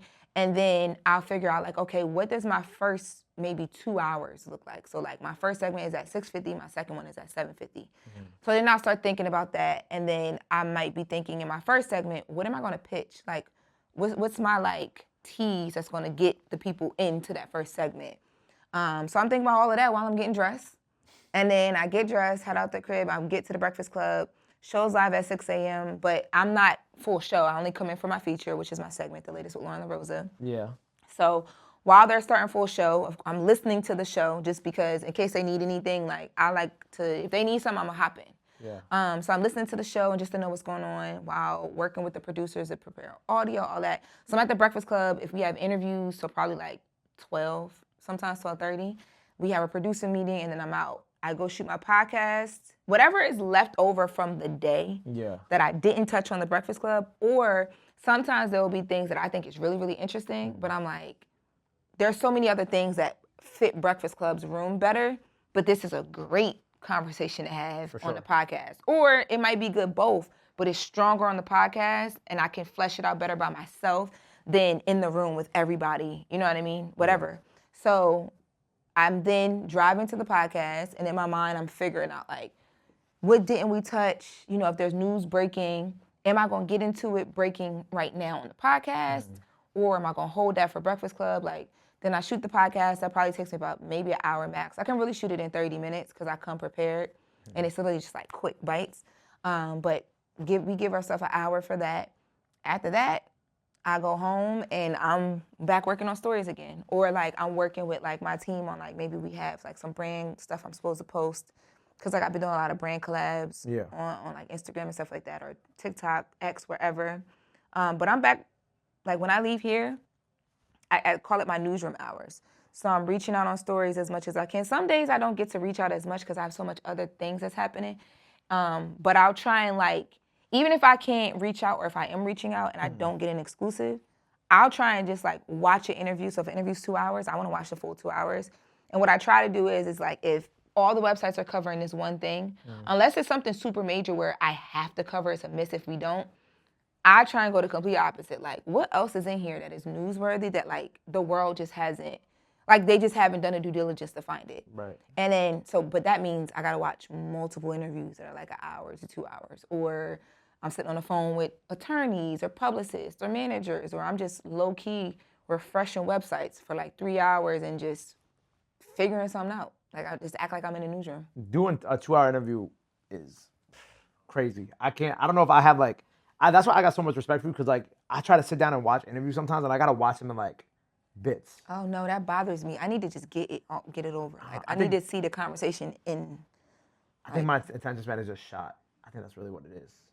Yeah, it also too depends, because if you're interested in it, then you could. I mean, also that too, Yeah, like, if you're interested in the conversation's good. But I've watched things where I might not be interested, but I know maybe someone in the room might be. But I don't know. I just don't like not knowing things. I get really nervous if like I'm going in to do the segment and we're talking about an interview that I didn't watch in full, I'd be so nervous. I'd be like, oh my God. Please don't ask me something I don't know. Oh my God, I hate that. I hate that feeling. I don't make that a habit at all. But every now and then there might be a clip that's picking up, and it's like, let's just grab this because it's picking up now, and I don't want us to miss it. And then I can come back to it later. But I would rather, because also too, I want things to be in context. Yeah, and sometimes things are taken out of context once they hit the internet. So yeah, but something that especially this last year that you did so well, and I think was honestly, you talked about your breakout moment on the Breakfast Club like the first week, but like your coverage of the Diddy trial. Yeah. Like I ain't gonna lie, you became like, at least for me and my friends, like we just went to your page for all the updates. That is so crazy too. Because like I was just like, everybody else who was posting, I'm like, this is like a lot of like fluff and like, it was just too much. But like I felt like when we went to your page and we watched your coverage of the trial, it was very like cohesive and kind of what I mentioned, like cohesive. We were able to understand. It got to the point. Wasn't too much fluff in between. You gave your personal opinions and then you moved on. And that's what I really appreciated about your coverage. And I know because especially during that time with the podcast and the Breakfast Club and everything, I know that time was even more tumultuous for you. You were barely sleeping. Exactly, because when I say we, it's me, Patrick, my camera guy, and you were there with her? He would come and meet me outside of court, and then from there, unless it was something that was happening to the point where like I'm like, yo, I need to do this on my phone right now. Like you get here, we'll figure something else out, but I need to do this right now. Were you able to get in every single day? Because I know not in the main courtroom. Because it was a spillover room, right? Yeah, not in the main courtroom. No, a lot of the times I was in that spillover room, but there's no video that you can watch anywhere. So being in that spillover room, you're watching it on a TV, so you're there for everything. Like you're seeing as much as you can see. It is different being in the main courtroom, but you're seeing everything that like you'd have to read tweets via like inner city press to even understand what's happening. And I like being in things and experiencing it, and that's why I watch like full interviews. Right. Because I feel like a lot of times I'd be noticing like my take on things is just so different than other people's. And I just don't understand why people don't see things the way I see them. But I stopped trying to figure that out and just being like, well, here's how I see it. Yeah. And this is what actually happened. Right. So when I would be in the courtroom, I would literally just watch. Like I was watching a TV show, and I would just take notes on things and just retain as much as I could. But it was very like, because I was doing Breakfast Club that morning. Yeah. I would pre-tape my last segment sometimes if I needed to, depending on like what time court would start. Going right to court, I'd be in court until like 5, 6. Jesus. I would go eat. We would have to do the podcast. Like if we didn't record anything outside of court where I could just use that audio for the podcast, right, I would still have to go home, record the podcast. Sometimes I would do video in my house. But like, yeah, we was just trying to get it out and up. Like that was like our biggest thing is like, yo, people, especially once it started, like when people started like looking for it, like once I realized that, I was like, oh, okay. But I do remember there was a couple days that like I took off. I think there was like a good 3-4 days, 1 week that I took off. And I was just, because it wasn't as much going on that week, and I just needed to catch up with myself. I needed to sleep. I needed to like, I'm like, yo, I don't know how attorneys do it. You were talking about like your opinion. What do you feel like were some of your opinions about that trial that differentiated from other people's? I remember the first video I posted when I mentioned that the sex worker had said that Cassie told him to pee on her. And I was like a woman hater. I didn't value women and victim stories. And I'm like, none of that is true. I'm just telling y'all literally what the man just said out his mouth. Yeah. And that's the way I looked at it. I'm like, I'm literally just repeating everything I heard in court. Yeah. Verbatim. So that was like, I'm like, okay. And then you was like, chill. Everybody gotta chill. Like, I didn't even realize it was happening. I don't know if you remember your first time like really going viral on like your own like accord.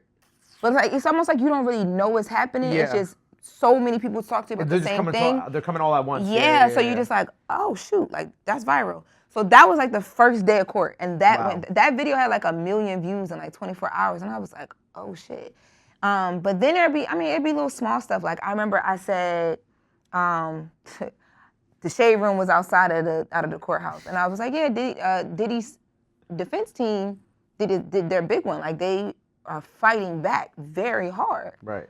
But they're gonna try to throw the book at him. He is not walking from this. They're gonna sit him down. You want a black man to go to jail?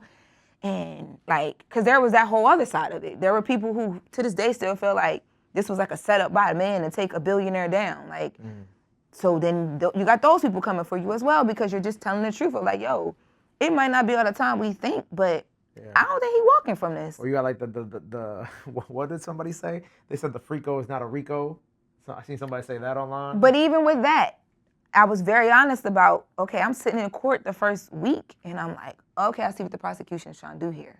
I see how if they can bring this home, I see the Rico, if they can bring it home. Right. Second week, I was like, I don't know if I see it. They don't have it strong enough. They do have him on some things, but I don't think that this is going to stick fully. Right. And people were like, that's why you shouldn't be reporting this because, you know, if you were an attorney, you would have known that from day one. And I'm like, what's wrong with me in real time experiencing this court case the same way that I'm sure the jury is? As the information changes and or lack thereof, your opinion about things change. The way that the legal teams were approaching things were changing as things were changing as well too.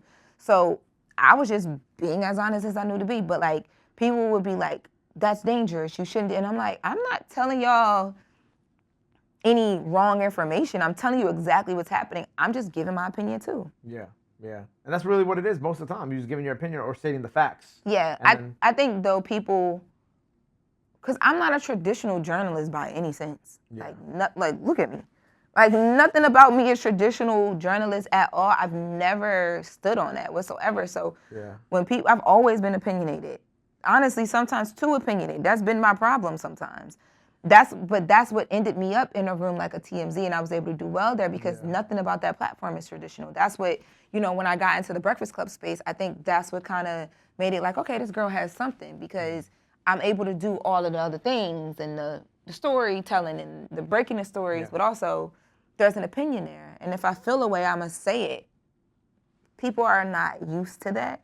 But it became my calling card, and I just leaned into it. What do you feel like is like the difference at this point in time, like between like the journalism you do and like because I guess what I'm trying to say is like what does journalism look like now? You know what I'm saying? Because it's like you're talking about not being a traditional journalist, and then you know you have people online, especially in like now they're like, oh, especially with music journalism, they're like music journalism is dead, da da da da da. Like I don't believe that. What is like your overall like outlook on like what journalism is in 2025, 2026 now?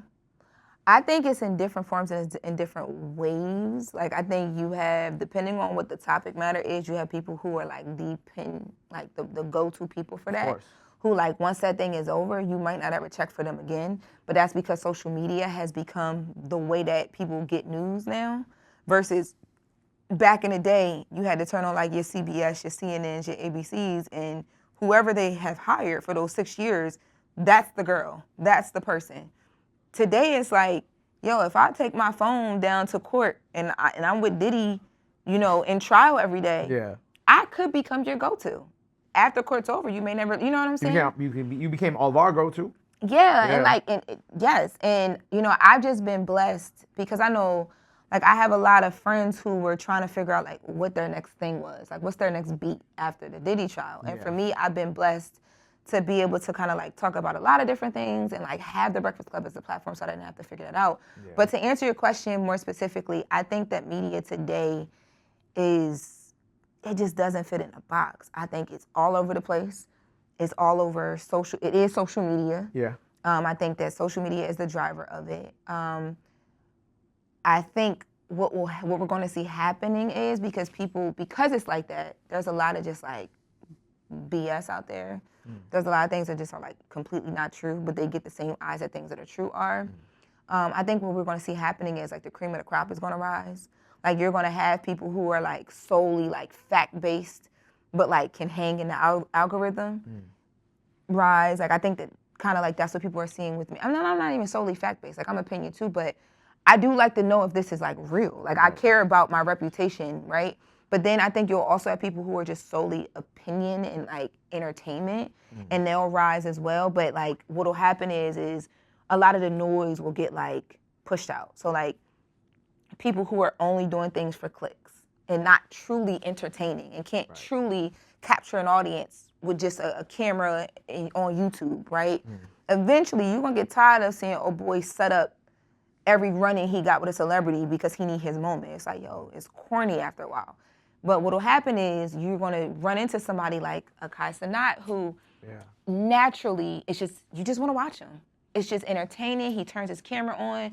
People like to be around him. It's just genuine, and he's rising to the top. Like, which that's something I appreciate about you. One, because of how much love you showed us during the Kai Cenat Mafiathon stream. Of course. But also, like, I feel like you've been a really great voice on the Breakfast Club for the streamers. You know what I'm saying? Like, obviously, you've been the one to, at least that I've noticed, that has vocally, like, shown the most love and support to them in that realm as well, you know? I think the show in general, because like I know like Charlamagne is a huge fan of the streamers and like talks about it a lot. I haven't seen that much, so I was. I think the room in general is like that, but if you think about it, it's because all of us are like what I'm talking about. Like everybody, like Envy, Jess, Charlamagne are like very non-conventional. Outside the box. They're so outside the box, right? But they've gotten to a space where you trust what they have to say and all of the things because they're just being who they are for real. So you can't, like, it doesn't matter where you take them, you're going to get what you get. And they see that in the streamers, and, like, we all talk about it a lot because it's hard to ignore.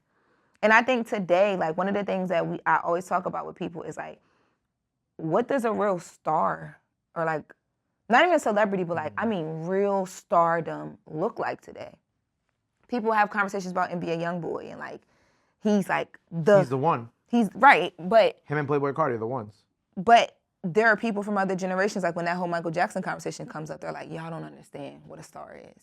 And I'm like, we might not understand it to that realm, but this is what we got. You know what I mean? Like seeing Cardi B go shut down the Bronx, seeing Kai shut down, what was that, Times Square? When Kai Cenat came to, remember he came to New York? Oh my God, no, I think it was Washington Square. Okay, seeing him coming, all them people come out just because he said online he was going to be there. Like, this is the closest thing we have in our realm. We're not going to get another Michael Jackson. That's just like, we all know, we always know that. But what is our, like, what are we going to be saying to our kids? Oh, y'all will never get another. Like, what would that be for us? Bad Bunny, The Weeknd, Kai Cenat. Off the top of my dome, those are the three I think about. I think about that all the time. I don't know. I can't even answer that. Right. But I think about that all the time because for me, I'm not just trying to like, at one point I just like, oh, I just want to be famous and I want to be like the model. Now I'm like, no, I want to like impact generations of people in a way that like this thing lives forever with or without me. And like, facts. You know what I mean? Yeah. And how do you achieve that in such a popcorn situation? And that's why I'm always looking around like, who are the stars and what are they doing? How are they living? How are they carrying themselves? Like, I want to emulate that. Like the Kais or like the artists or like in what way? I mean, like the Beyoncés, like the Jay-Z's, okay, like and doing what they do is like, because I think about the fact too that like a lot of those celebrities from that era of like, there's a mystery to them. Like real celebrities. Yeah, there's a mystique to them, right? Yeah. How do you do what we do, where like we got all these cameras and we streaming and we live and we this and we that, but like you keep that little mystique and you're so talented at the same time, and like you also have I think those type of people have the room to mess up and be like, oh, tomorrow's another day because the substance is there. Yeah, people are always gonna keep listening to the music no matter what. You know what I'm saying? But what does that look like for us? For us, like in our careers, or just like for our who we deem as superstars? Both. Oh, both. Okay. In our careers, it's like, what is that? Like, what is your mystique? I don't know. I feel like I've been this last year. It's funny because last night I was literally watching my IG stories from a year ago, and I was like, I was posting so fucking much. Why? And I've always been a person like that too. I don't do it as much anymore. Yeah, I barely post now. I only post things that are like important now, like or like if it's like a picture of something that relates to something we got going on, like that's all I post now. Like I don't really care to post just to post anymore. I feel like that kind of like is like that mystique. I don't know. I'm not gonna even say that I have like some mystique to me because I feel like I'm not there yet. I feel like I haven't reached like that level of like I guess GOAT media type of status where I feel like I would have that. But I feel like for like the Weeknds and the Bad Bunnies and the Kais, like I see it, I get it, I understand. Like I think like in a media sense, like Kai is on that level. I think in a music sense, like The Weeknd and Bad Bunny are like the biggest artists in the world. I can't think of anybody bigger than them. But honestly. They come from, I'm talking about like, because they're like a different age bracket. So like how we talked about the NBA young boys. They're in our age bracket? Yeah, but like, okay. I'm thinking about it like, our age range kind of has that, like, we still remember what that was like with certain people. We remember Michael Jackson. Yeah. Or even if you don't remember him, like, fully, you remember the craze around him. Yeah. Or you also remember a time where, like, ain't nobody running up on Jay-Z with no damn camera. Today, somebody would literally see him. And I don't mean, like, paparazzi and stuff like that, because it's always been a thing. I mean, like, iPhone camera, somebody just trying to get their shit off for TikTok will run up on Jay-Z. Like, are you crazy? Yeah, but that's the era we live in of, like, people are just doing things for moments. Of course. So it's so different for us. And because it's so different, I just, not to take you on a rabbit hole, but I think about that all the time. No, yeah. I think about, like, the Ariana Grande situation that just happened. Oh, the Cynthia Erivo. Yeah, with the crazy guy jumped over the thing and tackled her. Like that, like, Ariana, to me, also, Ariana's another one, actually, that I would say is, like, kind of up there in terms of, like, fame level. Definitely. Like her, The Weeknd. I feel like I was just thinking Beyonce, of course. But yeah, people do a lot of things for content. I mean, that crazy guy literally posted a video saying he was about to meet Ariana Grande. So he already knew what he was doing. You know what I'm saying? Off. Yeah, he's off. You can see in the eyes. He got no life in those eyes. Anyway, moving. I forgot we were talking about journalism. We went down this. Oh, like I think you were asking me what is the new journalist versus old journalist. But there's not like a. I mean, the answer is just like it's out of the box. Very much so out of the box. It's so out of the box. It's very unhinged, which is a little dangerous right now. Extremely dangerous. Yeah, but I think, like I was saying, what's going to happen is the cream of the crop is going to rise, and it'll be unhinged, and it'll be out of the box because you'll have to be to disrupt. But there will be a sense of responsibility and, like, real business built behind. I just want to be a part of that.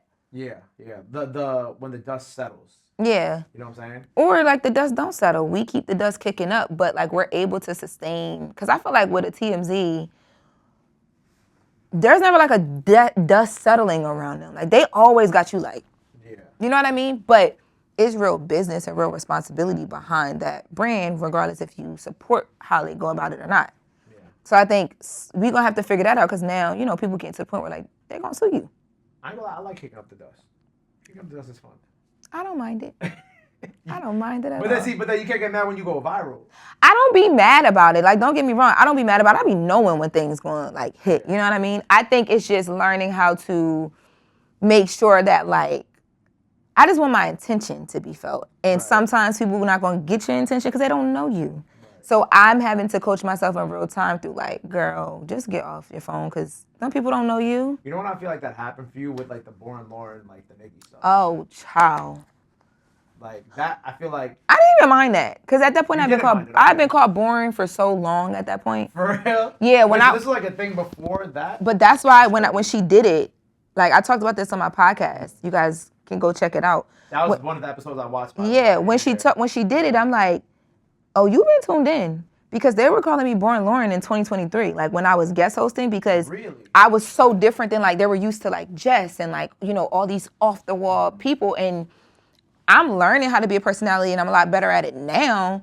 But, like, I was just there, like, okay, here's the story, and let them do their thing. Like, so people would say I was boring.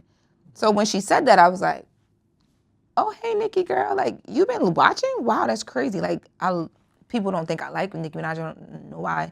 But I'm a Nicki Minaj. Who's not a Nicki Minaj fan? Right. So for her to say that, I'm like, oh, she be watching the show. Did you feel a way being a Nicki Minaj fan? Like what? Like upset? Like, I don't know. No, I was just like, oh, like, you mentioning me? Cool, just spell my name right. That was it. Because in case people, they're going to screenshot this, put this in the blogs. Of course. Just spell my name right so the people know where to find me at. Because if they're trying to see how boring I am or I am not, I want them to know very easily how to get to me. Right. That was it. But no, I wasn't upset. The only thing I get upset about is the Nicki Minaj fans because... Yes, you did. I remember you mentioned that. I wrote it down. You said after a certain age, you should not be idolizing celebrities. These people be like 65 in my comments. 65? Or they look like it. Y'all, life has done a thing. Oh my God. But my point is like it gets to a certain point where it's like it's a little weird that you're that much of a fan of someone that like I forget what I covered last, but people was like your profiles can be found online. Not no more. Everything's removed from me now. But like numbers, old email, old addresses, all that. They was calling my mom crib, like the Nicki Minaj fans. Call him. And I'm like, see, stuff like that, I just had to tell my mom, like, yo, stop answering the phone. But I'm like, I don't want to ever see any of y'all in person because stuff like that it just frustrates me that like this stuff can happen online and there's no consequence for people. Yeah. For stuff like that. Because it's like, in real life, you cross a certain line, you calling my mom, you saying that. Not like we gotta see each other at this point. Yeah. And that's my thing with the online thing too. Even when I get hate from other places, I'm like, I just want to see you in person. And even with like the bag fuel guys, like that's how that interview came about. Because really? Okay. yeah, because I had saw an interview they did with Mouse Jones, and they were like, yeah, we think Loren scared to come up here because we. So I'm like, okay, well, I'm gonna run into them and be like, why am I scared? So I saw them at Angie's Summer Barbecue. I walked up and I'm like, yo, what's up? What am I scared of? And they like, whoa. And I'm like, no, I just want to know because like I think people will say things and think that you're not gonna run into them. And it wasn't like they were like dragging me or nothing like that. It was just like, don't put that out there. Like, why would I be scared to come and sit and do an interview? I do interviews all day long. Like, what am I scared of? Yeah. But like, you're not ever gonna see these people in real life. So it's a moot point. Put your phone down and just go back to work, Loren. But on a more positive note, the Ebony 100 Gala, you got honored as a media maven at Ebony's Power 100 Gala. Mm-hmm. And I know that was really special for you too because you got to meet a bunch of like your peers and your peers, your mm-hmm. codes. What was that whole experience like? And I think that's another point to what we were talking about before, where it's like that should have been a moment where I feel like you should have been like, yes, this is like. I will say I did, like, cause even with like the amount of days I was in LA, I'm normally like, I'm gonna fly in, fly right back out. I don't want to not be in studio for the show. Facts. Even though I was broadcasting from LA every day. I did enjoy that. I went there. We did a dinner with friends prior to, and like it was like everybody that like has really been with me. Like, I mean, really been with me. Like people that I grew up with. You know, like just being able to be back there in like such different circumstances than the last time they saw me. We got to take it all in, and then we did the gala. I enjoyed the gala. I got drunk. I had a good time. I was working a little bit, but I didn't. That was one moment where I was like, I want to enjoy this. You like, can't not help yourself, huh? No, because it's like a part of me was a little bit nervous because I'm like, and I think about this all the time too. Like when people throw these things at you, like media maven and all this stuff, I'm like, oh, that creates such an expectation. Like, what happens when you like don't hit that expectation? So I've always been like not really like leaning into that type of thing. And it's not even that I'm not leaning into it because I don't believe it. Like I know I'm good at what I do. I'm just always like, I'd rather show you better than I can tell you. And sometimes I feel like when I'm doing these interviews or these little honored, like you know, dinner things and being honored for things, it's like, yeah, but that's not the work though. Like, you know, so I always get a little bit nervous about that, like doing too much of that stuff. Yeah. But this one time I was like, no, girl, you gonna go and you gonna do it and you gonna look good and you gonna enjoy it and period. It's your thing. Go ahead, take it in. That was the one time that I did that. Was there anybody that you were starstruck by that night? The Girlfriends cast. Anytime I ever see them, I'm like that. But to like, they were like standing in front of me. I didn't even know what this, like I have a video I posted on my Instagram. I was just standing there for a second. I was like, oh. You was like frozen. I wanted to be on that show. I wanted to be them. Like, you know? Yeah. And then their energy with each other is very like what you watch on the show. Like, it's like but it's like a bunch of girlfriends linking up. It's a reflection of them. Yes. Yeah. So if you in the middle of that, after literally growing up on that and then rewatching it as an adult multiple times, you're like, yo, this is not happening. Iman, she was there. She received, I believe it was an Icon Award. I think I saw that on Twitter, Yeah, she was there. And like, you know, because my background is in modeling and the whole background story with like her being one of the faces I saw and being like, oh, I gotta go to LA because Rihanna just modeled with her. That was like surreal for me. But yeah, and just some conversations I was having there, like people that you just don't even think like you're on their radar. Yeah. Uh-oh. No pun intended. That's okay. You're on their radar, and then you meet them and they're like, you know, just making sure that like they fill you up because they know what it's like to kind of like be in this like empty space of like, this is just the industry. We don't really have to talk to each other or like each other. We just got jobs to do. I feel like nowadays so many more people are like, nah, we're not doing that. Like I want to tell you like, yo, you're doing really well. Yeah. I know it can be tough. I know it's not. The transition between nobody really knows to everybody knows, and there's no in between. I'm lucky to have kind of like fake artist development with like Charlotte and Envy being there and being so like, no, boom, like hands on with like, you know, Yeah, but that transition still personally is a lot to walk through. So being able to be at the Ebony Power 100 and have conversations with people who are like, out of here. And they're like, yo, I suggest this. What about this? Have you thought about this? You business management, you got finance managers. Like, what do you do? Where you put your money? Like, and it's like a thing of like people just really want to see you do well. That was like fire to be a part of. I love that for you. Well, I got a few of your tweets here too. Nothing bad. It don't matter. Nothing bad. We gonna run through them. So, okay. I was actually there for this. The Cash Money versus No Limit versus Master P doesn't get the praise he deserves for what he did with No Limit. Yes. Why do you feel that way? I feel that way because I don't think people really understand what it's like to have zero and take it to like to do everything he did just solely off of a dream in the mix of like nothing. Like he's literally like he's starting from like figuring everything out by himself. Right. Business, acumen, like there are so many stories of people who like think about everybody you know from your neighborhood who was great at something and was supposed to make it out that didn't, right? And when I look at somebody like Master P, I'm like, man, like not only did he make it out, but he became like this super rich, powerful person who also changed all these other people's lives. And then the business model of what he did, people took that and duplicated and then went and changed a whole bunch of other people's lives. Yeah. Like without social media, like foot on ground, if some people had to work as hard as I'm sure he had to work today, they wouldn't even exist. That's a fact. You know what I'm saying? And I think, and he did it during a time where like, it's so hard to do something that like you don't have the person to point to say, or to pick up the phone and call, like, yo, I need help. Like, I'm trying to figure this out. Him, you know, notoriously turning down deals and stuff like that because he knew his worth. And it's like,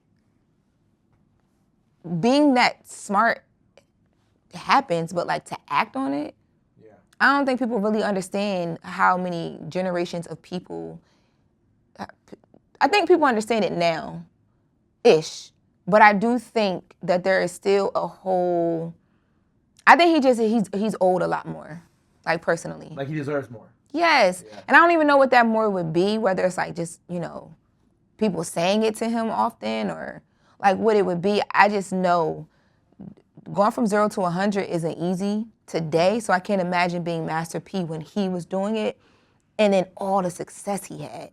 And not even just success then. He is still Master P. Like, he can't just walk around today. Yeah. That's another thing, too, is like, people have reached this level of success.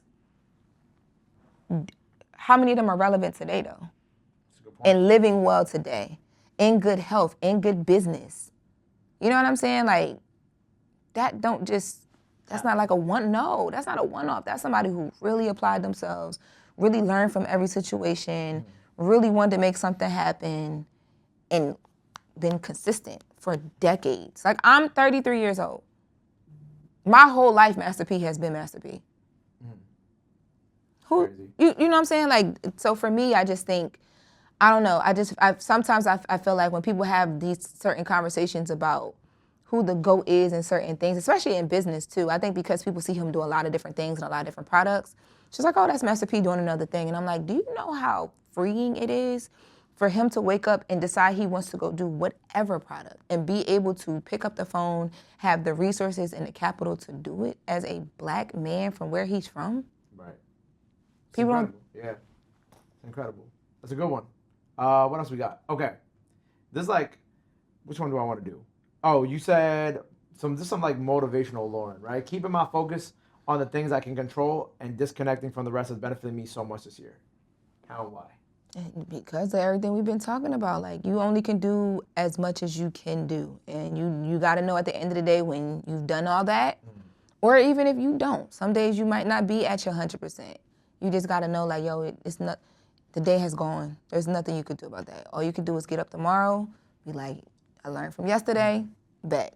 So, best foot forward. 100%. So on the days where I'm able to do that well, my peace of mind is great. I'm able to just like lock in and then keep doing what I'm supposed to be doing. Right, amazing. You also, well, this one kind of relates to that. Disappointment has to be a form of grief. They feel the same, just lingers until you become numb to it. Yeah, I think with that one, like one of the biggest things that I had to learn in being the oldest child, especially the oldest girl child, is that everything is not always going to be what it needs to be, but you still have to keep going. But it's this weird thing of like it's almost like being a parent, and I don't have kids, but I've heard my friends who are parents say this, like no matter what is going on in your world, your kid, like you could be broke down crying, your kid is knocking on the door because they're hungry and they want to hang out with mommy. And there's a form of like, I feel like when you're grieving something or someone, it feels like that, where it's like, you still gotta go to work, you still gotta live your day to day, you still gotta get up, get dressed, like you gotta keep things going or everything tumbles. So when you're putting your best foot forward sometimes, or you know, you're involved in like relationships or friendships or whatever, and things don't work out the way you want them to, life's still gonna go on, and you still have to figure it out. And that's grief. Like there's something to, I can't take the time to like stop and really feel how I feel, or even if I do, that feeling doesn't go away. But I gotta just continue with my life as if this thing is as perfect as I thought it was going to be. Right. It's a good way to put it. This one's a little bit longer. You said, I hate to see beautiful women who are more than enough, often too good, waiting on men who are insecure, egotistical, broken, and committed to never changing while embarrassing the fuck out of her. I was talking about somebody specific there. I'm trying to think who. You said, I've been here, and when I got out, I promise I'd never ever go back. I pray every woman finds the strength to walk away from anything running her around in circle, depletion, and not completion. And then you said the same thing for men as well. Oh, I think, you know what I was responding to? What? When that Young Thug jail call leaked, when he was telling that girl, the other girl that wasn't Mariah the Scientist, that he loved her and he wanted to have babies with her. I think I felt that oh my God, in my soul. Because I'm just like, yo, love Young Thug as an artist. Think he's, you know, I'm glad he's figuring it out and they're figuring it out. Yeah. But in that moment, I was just like, man, if he don't realize the gem of a woman that he has, I hope she realizes it. And if she chooses to stay, I hope she holds herself to the regard where he has to level up and realize it. And if Which one, Mariah or the other girl? Mariah the Scientist, Mariah, okay, yeah. Okay. And if she chooses to leave, I'm not mad at her about that either, because like you gotta think about everything, like, and again, I don't know them personally, but I'm just thinking about for my own self. Like there's been so many times where young to old, where you're dealing with men and some of the things that you're going through, you just like, is this real? Like I know that like nothing about me is giving you the energy to like think that this is what I want to put up with, nor what I want to allow, nor what I deserve. But you're so in love, and you're just, you know, you're just as a person, you just want to follow through what you started. You put yourself through so much, and it depletes you at the end, and it takes you away from like who you are, what your artwork is, like, you know. And I just was watching that play out, and I'm like, damn. It's like when people lose themselves in relationships, and they kind of forget like the things that they, you know, like you mentioned, like the art or like what they have to do before.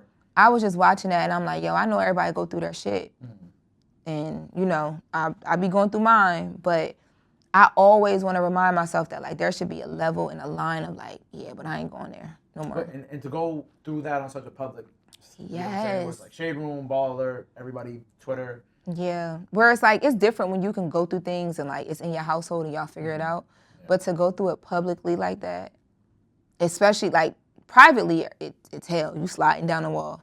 To go through it publicly like that, I'm just like, man, I felt bad for her in that moment. Yeah. I felt real bad for her in that moment.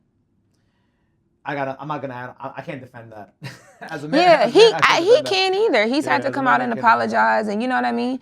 And if they figured it out. He's doing what he's doing to try to, you know. Yeah, but I'm not knocking that either. Because I think if somebody can figure it out and get to where you don't have to feel that way again, more power to y'all. Like, you know, but. It is what it is.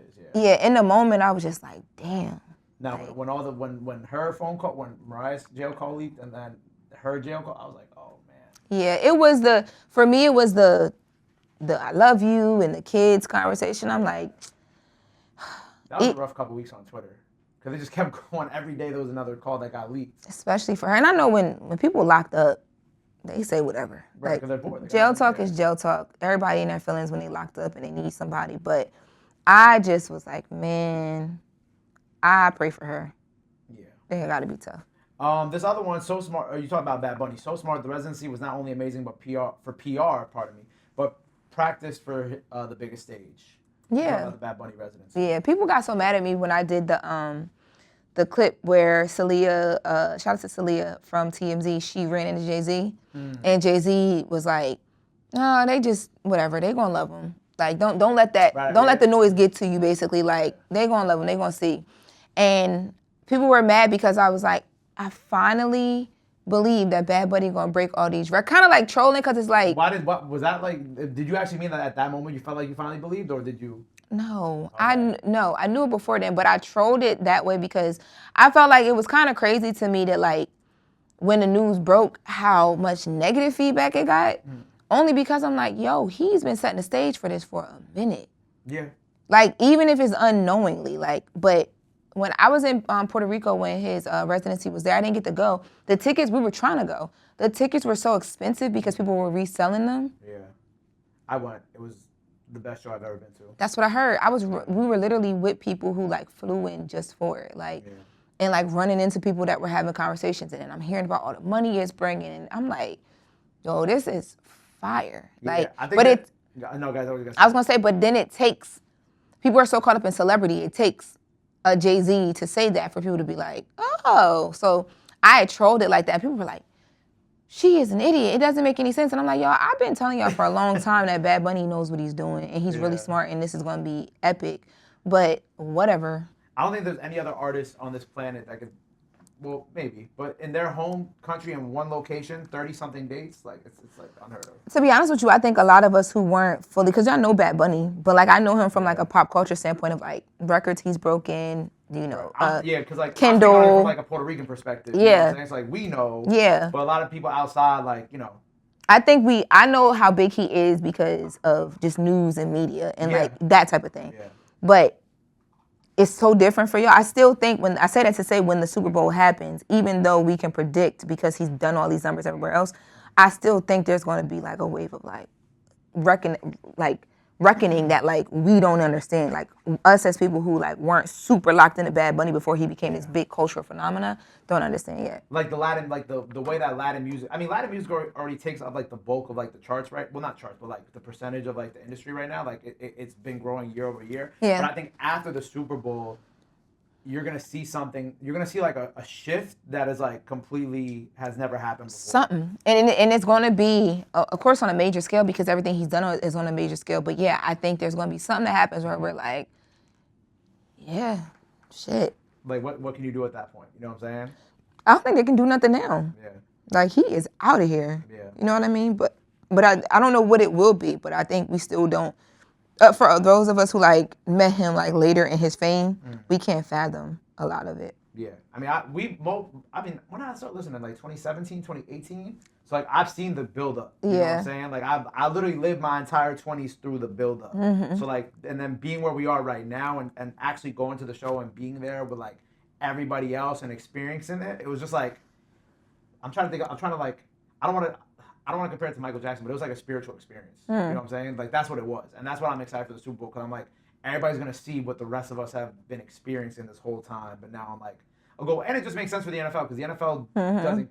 They care about America, but they don't really care about America anymore. If you know what I mean? Like they're doing the games in London, they're doing the games in Brazil. Like they know that the money is outside of America. That's where they want to go with it. So I think the last person I felt like that about was Meek because being from Delaware, I knew of him before like the masses did. Yeah. Or even like a PNB Rock. Like I remember the first time I was in LA and I heard PNB Rock's song in like a hookah bar, and I was like, oh shit, like y'all playing him over here now, like, but it's because you have been connected to them for a really long time, PNB Rock was actually the first big artist I ever interviewed. Oh wow, really? I was 18. I was 18 or 19. Wow. Records brought like the college radio station to there, and they let me interview him. That's fire. First big artist, and like a week or two before his passing, he had finally like hit me to come do this. So like that shit. I love PNB, man. PNB was special. So sad. Yeah, but what do we have coming up for you? What do we have to look forward to? What do we have going? Like the latest with Loren Lorosa daily on the Breakfast Club. So every morning I'm getting your day started, and then I give you a little evening snack on the podcast side of things.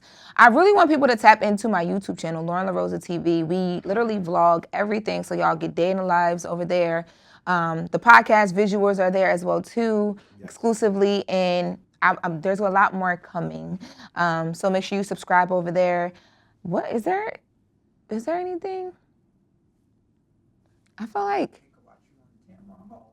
Oh, yeah. Oh, that came you out. said the Tamron- Yeah, Tamron Hall. It came out already, right? Yeah, the Tamron Hall show is out. If you guys are watching this, y'all can watch that on the Tamron Hall YouTube channel. I don't know. I mean, by the time when this is out, I don't know what will be. I don't be knowing. It's like 2-3 weeks, probably. I don't be knowing day to day sometimes. I know, it's not me neither. It's okay. Yeah, like I It's all just, people good. will hit me and I'll be like, where I gotta be? Cool, I'm coming. Yeah, but I think those are the biggest things, and you know, keep looking out. I tell people turn your post notifications on for me when it comes to social media, because you know we do the stories and the breaking of the stories and the conversations over there across social. Loren Lorosa everywhere. Yeah, that's pretty much it. Things come as they come, and I keep y'all updated in the latest. So I love it. Well, make sure you go check out the podcast on the Black. Thank you so much again for coming here today. I appreciate it. Thanks for having me. Me and Lauren been trying to set this up. Literally, like this is like a month. My life went haywire. I had to move. It was all this stuff happening. No, and then I was traveling. And I was in DC, Vegas, Miami, but we finally made this happen. So I appreciate Gabe getting money, y'all. No, she's my rich friend. Gabe gets who? You. Please. Gabe getting money, okay? He be out. All right? I'm happy for you, though. I really am. I think your platform and what you're doing on the radar, to me, is like what I love to see, like for creators. Like you create it, it's yours, and then it gets to the point where like people literally can't get around you.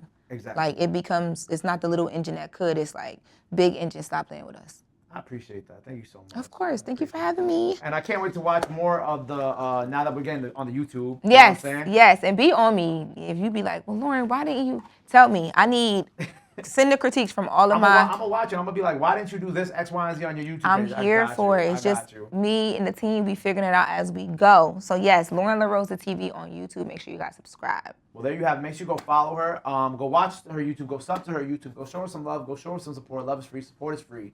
I already knew that. Till next time, the Frequency with Gabe P. Loren Lorosa. We out.